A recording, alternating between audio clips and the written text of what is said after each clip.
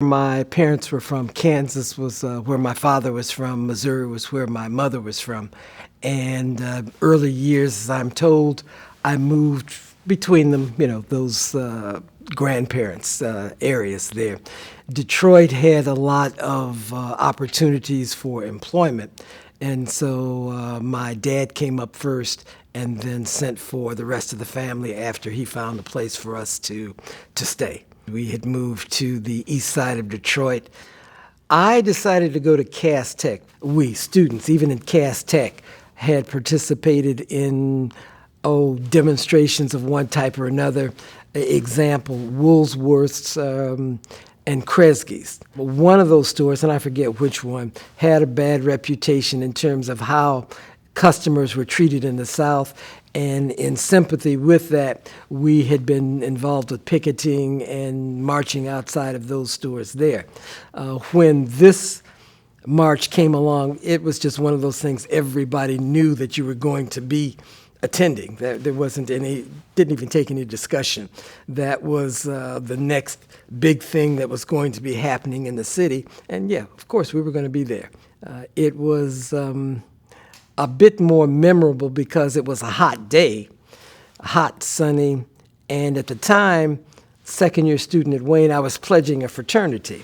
As a pledge, we were going to be wearing white shirts and white pants.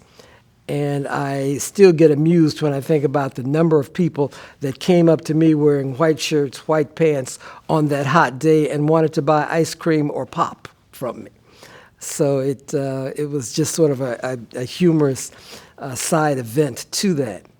We were much more aware that this was not a black march. This was very much a community march. There were, I was going to say young and old, but I guess the parts where I was were mostly young folks, my age, university students. But we were aware that it covered a number of generations in terms of who was actually physically there. There were folks from all across this area of Michigan, Wayne State students, and that was not a homogeneous bunch that were involved with that march. That was a lot of folks, and it was nice to see. It was nice to feel. We are together, we're unified, we're united, and we are diverse.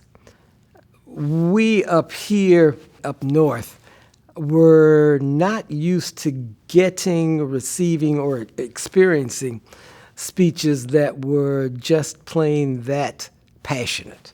The rhetoric was stellar, outstanding, and different, but the passion was something that would get your attention and linger with you long after the rhetoric, for example, had died down.